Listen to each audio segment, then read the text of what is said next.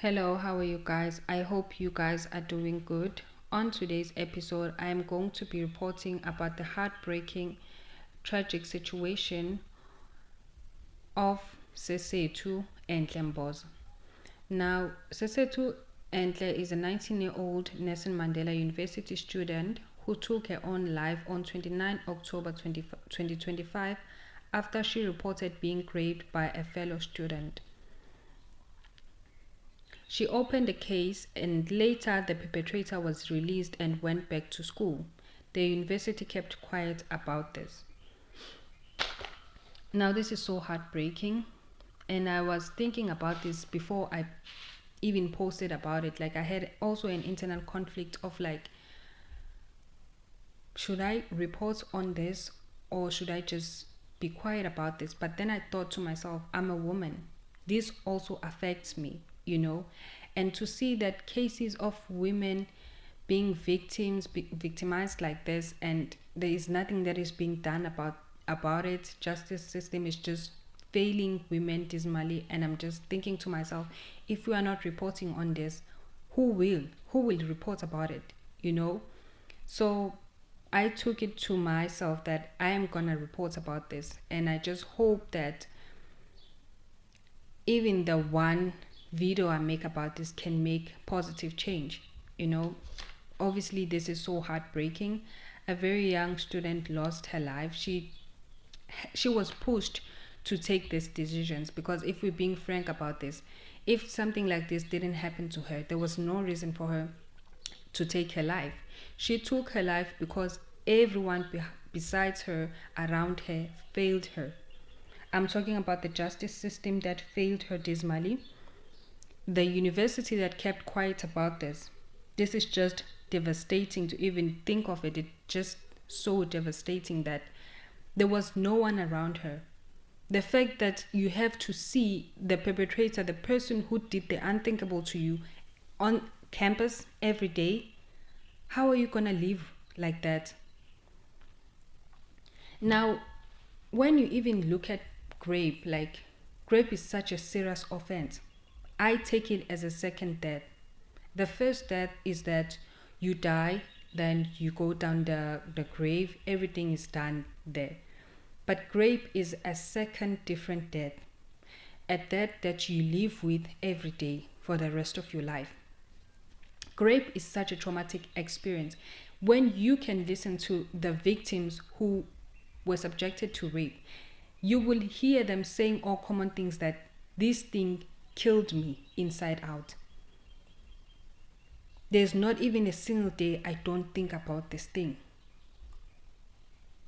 And this just, to me, it's like, I'm not blaming her for taking her own life.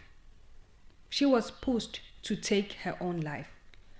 You cannot live a normal life after rape. That's for sure. Your life is gonna be permanently changed.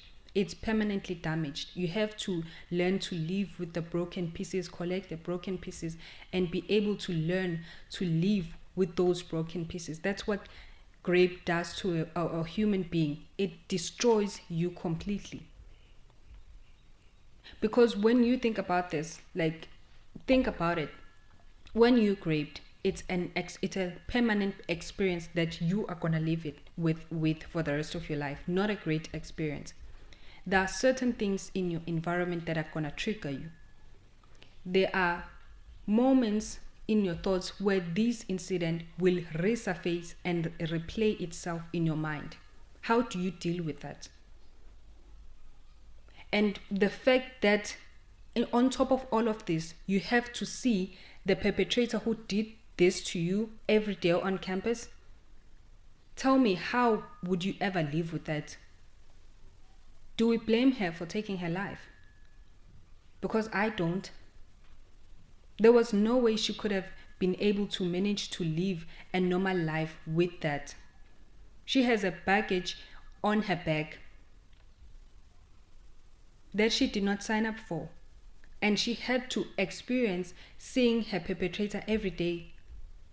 And the way I see and think of this is that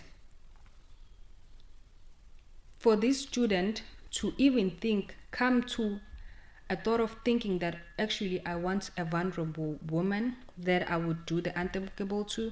It tells me that this person pre-planned the whole thing.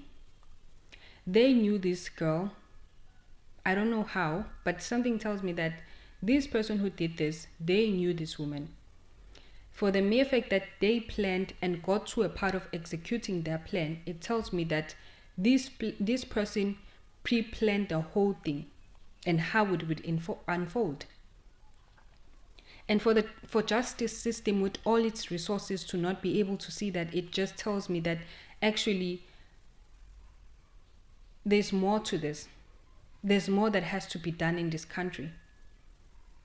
In that topic, I can't help but to think that our government is so quiet about this. Our government is so chilled and quiet about this. Women are being killed every day. Women are being raped every day. Every news headline that you see, whether it's playing on 6, whether it's playing at 5, there is a report that's going to be reporting of a woman being killed somewhere in this country. Every news report headline, it's always reporting about a woman being killed.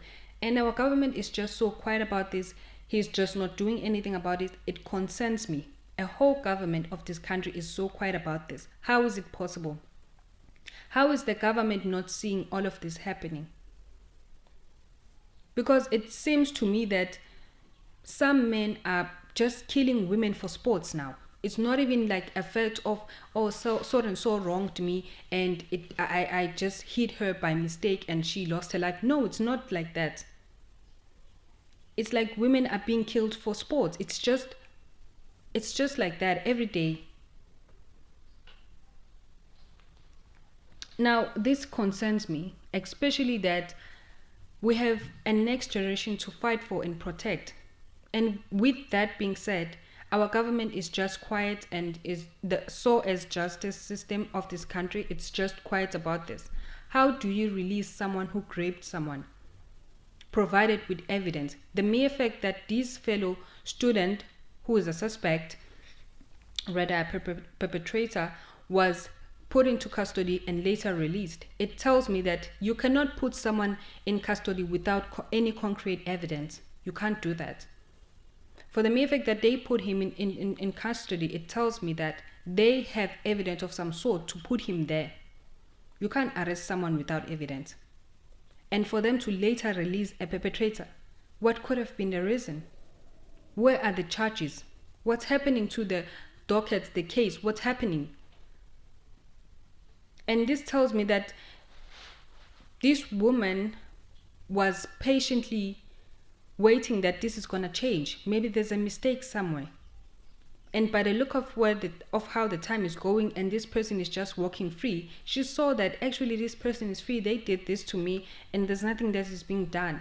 And that's what pushed her to take that decision of taking her life. Something must be done.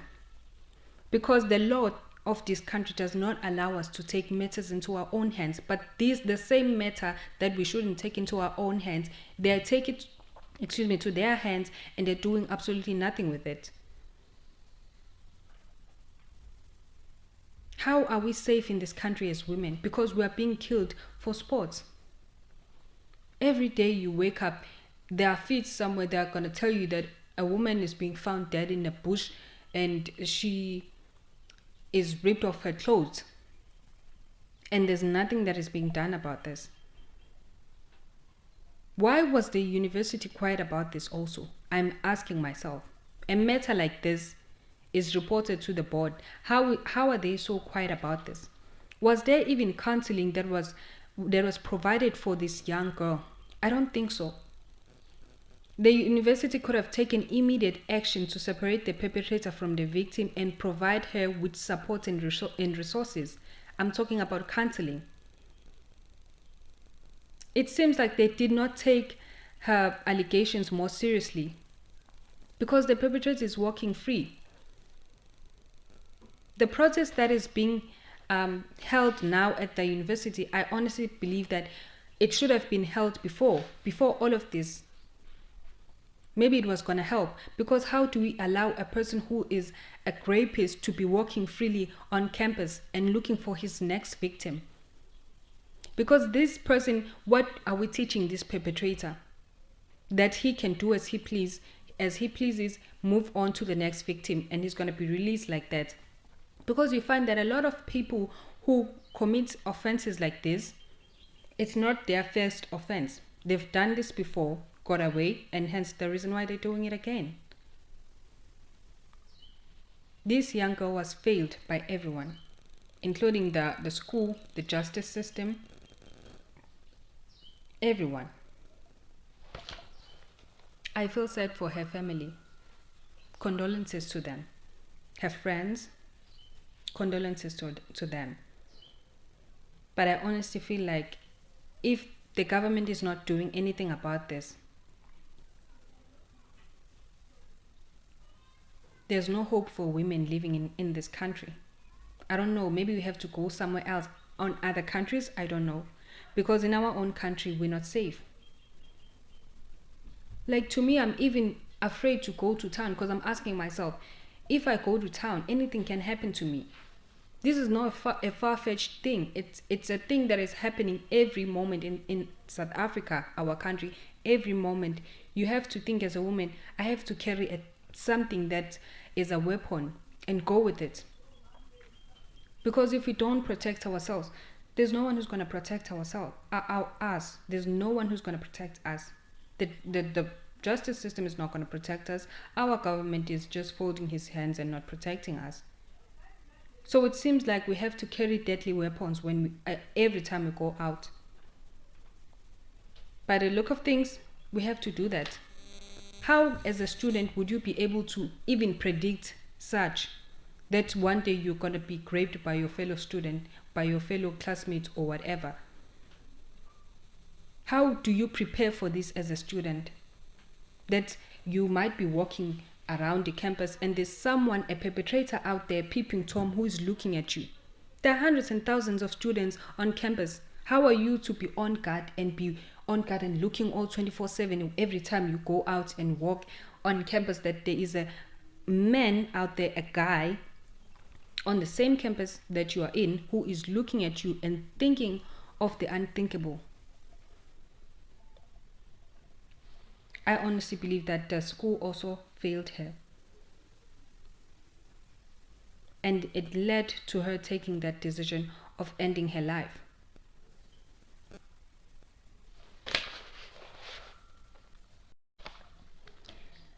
At this point, like, I'm even asking myself that why weren't there any safety measures implemented by the university?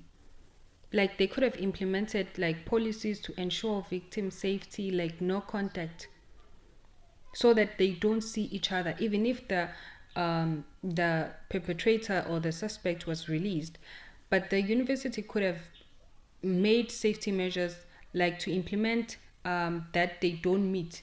They don't meet, even if they're in the same campus, they don't meet.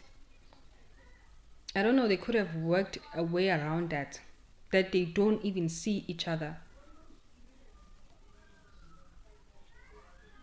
I don't know how wasn't that implemented? And they should have improved support for the victim. They should have ensured that the victim had access to counseling. I don't think that was done.